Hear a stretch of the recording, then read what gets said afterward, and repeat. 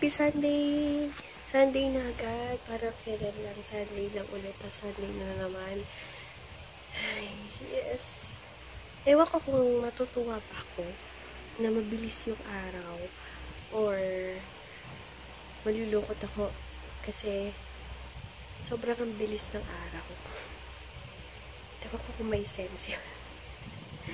Pero kagabi, di ba sabi ko sa inyo, nag-diet kami ni Ate Lisa. And then si Tita Day nagdala ng ng Dan Eric's na ice cream. Pero konti lang naman ko. Dan Eric's the best talaga.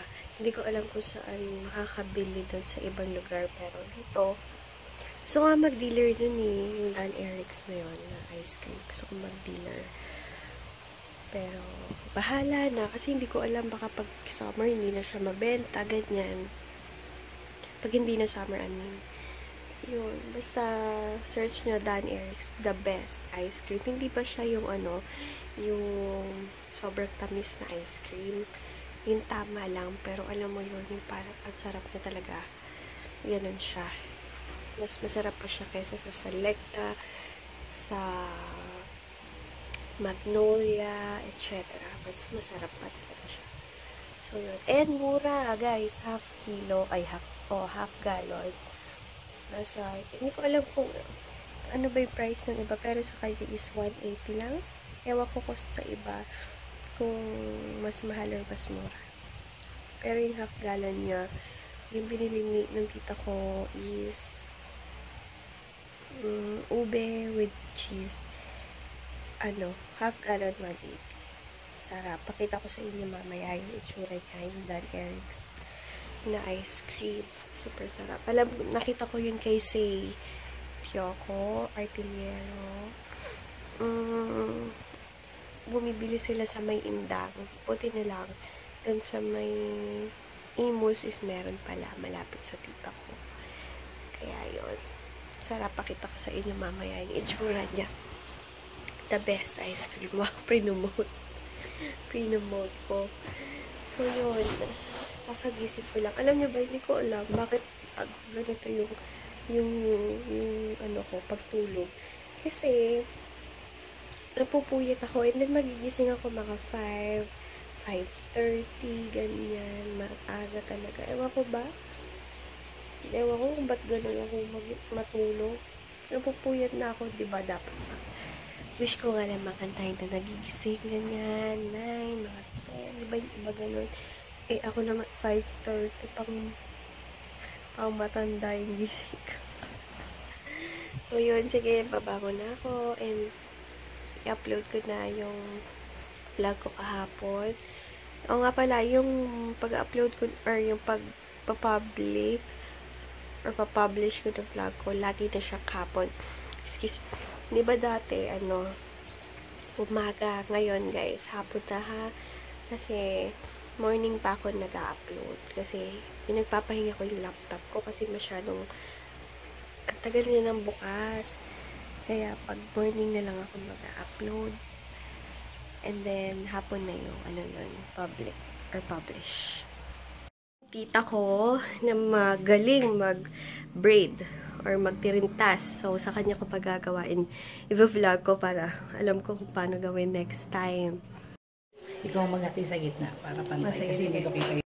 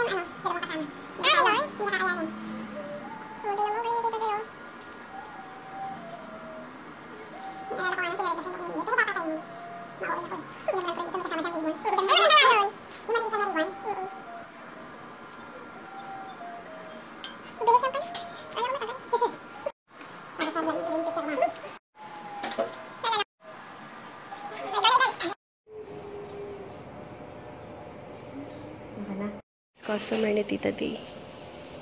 Ganda ng hair niya, black na black. Then, ano yung ginawa ko sa'yo dati? Yung, waterfalls, no? Yun, maganda rin yung kay Yan kasi litaw dahil may kulay. Litaw ba yung akin? Kasi may kulay.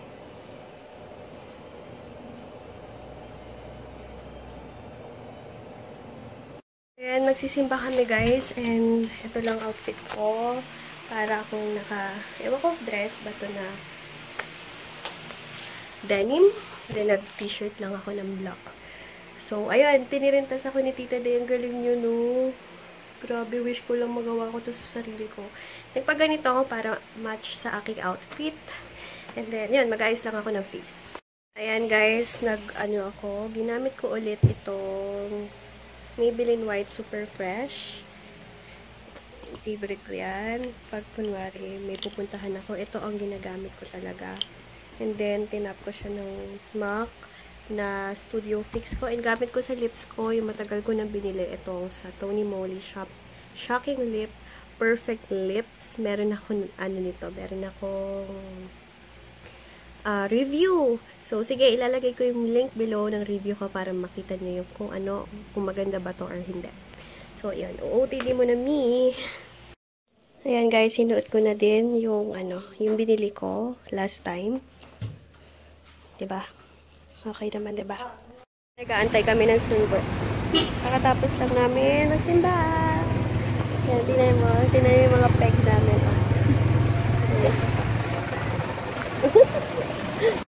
Bahay na kami. And expect ko, mga 50% na yung vlog ko. Siguro mahina yung net namin. Dami kasi nakakonek, kaya 34% pa lang. Wait nyo na lang. And love na love ko talaga ang aking Tirinches. Today pala yung meet and greet ni Anakay. Kala ko kahapon. And then, piniem siya kanina ng pinsan ko kung pwede pa na pumunta nga doon. Kaso, then nag-reply, medyo matagal nag-reply, mga ngayon lang, anong oras na, magta-12 na, hinihingi niya yung name, age, and parang pwede pa. Kaso naman, naisip ko guys, anong oras na, Mandaluyong pa, Cavite pa kami, and hindi ako nakapag-ready ng isusuot, ganyan. Siyempre, alam nga naman, mag-t-shirt ka doon, at diba nakakaya. Wala akong naka-ready talaga, and wala pang plancha, ganyan, and tinamad na din ako kasi ang init, then manunood kasi ako ng debate ng president, diba? And then, kung saan ang napaaga ba yung reply, gusto ko talaga. Kaso talaga, late na yung anong oras na, parang 3 ata magsisimula yung meet and greet niya, and then, wala, sayang talaga. Pero sana may next time pa. Ang hinihintay ko din ng meet and greet is yung kay Purple Aries kasi gusto ko rin siya. Then, wala pa akong nakikita mga YouTuber, totoo man. Wala pa akong nakikita na or nami-meet yung mga talagang gusto ko ding ma-meet ni Shelby, sina Joy Sola, sina Anakay, sina Antlus, wala pa ako nakikita. Wala pa ako nang sana, sayang talaga yung kay Anakay. Kung sana talagang kagabi nag-PM or sumagot sa PM, ay bonggang-bongga. Hahanap ako ng outfit ngayong umaga sa SM dyan. Then, tuloy gora na. Sayang talaga. Wala akong masusuot eh. Pero yung OE. Wala akong masusuot. Pwede naman sayang. Guys, ang ganda no. Sana talaga matutunan ko to. Parang umikli yung hair ko eh. Alam niyo ba guys, may nagugustuhan ako na brand. Bershka yung name. And then, nakabili kasi ako, wait, pakita ko sa inyo. Nakabili ako, kailan lang, ng short and top doon. Kasi, parang wala akong vlog nun kasi nga, wala akong internet. So, ito yung una ko nabili. Guys, mukha siyang hindi maganda pag nakaganyan, pero pag sinuot mo, ay nako, medyo maikli siya hanggang ganyan, and then, may hiwa yung sleeves niya dito. Wait lang, pakita ko sa inyo yung ganyan, oh. Ganyan yung peg niya. Basta, once nasuot ko siya ulit, nasuot ko na eh. Once nasuot ko siya ulit, papakita ko sa inyo. Bershka, yung tatak. Bershka. So, yun, napakita ko lang sa inyo. Then, meron pang short, ganyan siya, ganito lang. Then, may parang design siya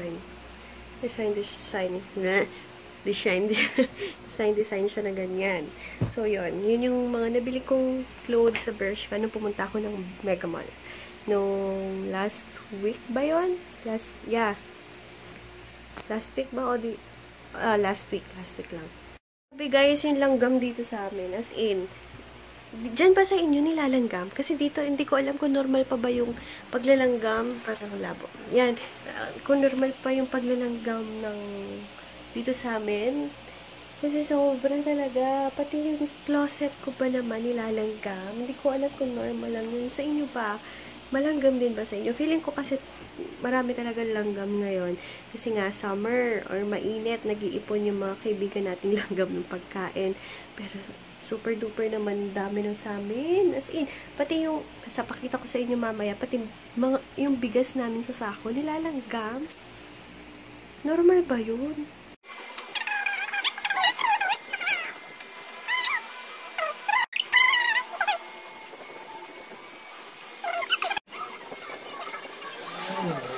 Liligo na ako, kaya tanggalin ko na siya.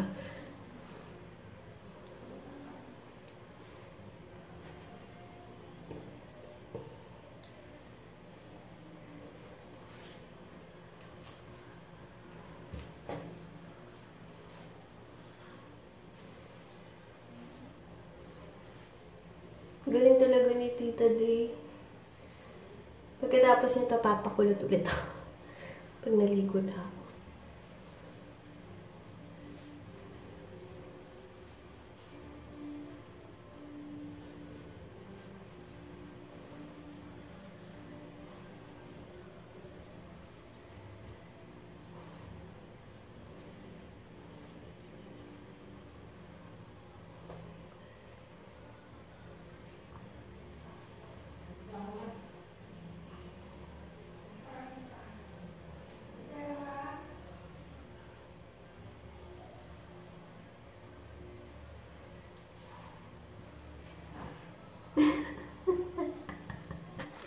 Parang bed ko ang kulot. Diba? Feel ko yung pagkakulot, ayaw ko maligo. Pero, papakulot na lang ulit ako kay Tita Day. So, ayan. Tinanggal ko muna. Liligo muna ako. Hihintay lang kami ng debate for president. Ay, wala na pala. Ayan, si Nix. Hi, Nix! Yan, ang halat ng house, no? Hintay lang kami. Kasi manunood kami noon. Kasi last na yun eh. Manunoodin namin. And bala kong magpa-krentas ulit later. Hindi ako nakatulog kasi napakainit. Kasi bala ko kanina matutulog. Hindi rin ako nakatulog kasi sobrang init. Kaya bumaba na lang ako dito kasi may malaki kami na eh, malakas yung buga niya. Wow! Start na! Woo! Duterte! Woo! Bakit may poknat siya? Oh, may poknat. Parang, bakit may poknat si Duterte? Parang kinakabahan si Miriam. Defensorsan siya. Pero parang kawawa. Duterte. Ever Binay. Na lang kayabangan si Maro. Natapos na sa wakas. Ang tagal. Mahigit 3 hours ba? Oo, mahigit. Yung debate ng,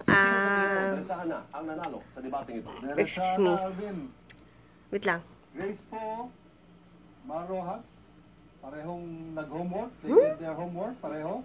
Very articulate, comprehensive, ang mga sagot nila. Wait lang. Sorry to say, Miriam Santiago, yun nga natapos na. Pero hindi na bago ang aking iboboto. Still Duterte pa rin. And sinasabi naman itong si Manong, nanalo daw sa debate is si Po or si Mar. Si Mar? Hindi ko talaga bet si Mar Rojas. Sorry sa mga fan or magpuboto kay Mar Rojas. Hindi ko talaga, hindi ko bet. Hindi siya kinuyog. Aawayan siya. Oo nga, surprise nga ako, hindi siya, parang hindi siya kinuyog ng mga yung ibang humahabol. If the polls are accurate. Kung totoong, hindi ko kinu-question ng polls. So yun, Duterte pa rin ako, hindi nagbago, hindi man lang ako nagdalawang isip sa kanya, still Duterte ako for president. Nakakaloka. Nakalimutan ko na naman yung towel ko. So, lumabas ako ng banyo. Nagbihis ako ng damit na basa-basa pa. Nangyayari lagi sa akin yun. Ewan ko ba, sa lahat ng makakalimutan ko pag maliligo or maghihilamos. Towel pa. Talaga nga naman. Mga pala guys, ulitin ko. Ayan, sabi ko, parang tinamad ako mag-edit. Sabi ko, tomorrow na lang. Wala naman akong gagawin. Nakapag-grocery na ako kanina, nagsimba ako. And then, wala na akong ibang gagawin kundi manood. So, i-edit ko na lang, di ba? Wag na akong tamad-tamaran mode. Sipag-sipagan mode na lang. Sipag-sipagan mode. Kayo guys, oo nga pala, survey ako sa mga nanonood sa akin, sa vlog ko na ito. Kayo, sino yung president nyo? Sino yung nangibabaw sa inyo nung kaninang debate? Sino ang gusto nyo president? Sino ang iboboto nyo? Yun. Please comment down sa comment ba or comment section, I mean, sa babot nila na president. Ha? Para tingnan ko kung sino ba yung mga napupusuan nyo din. So, yun. Good night na. Thank you for watching. And please don't forget to like this video and subscribe sa mga hindi pa nakaka-subscribe. And then, see you ulit tomorrow. Bye!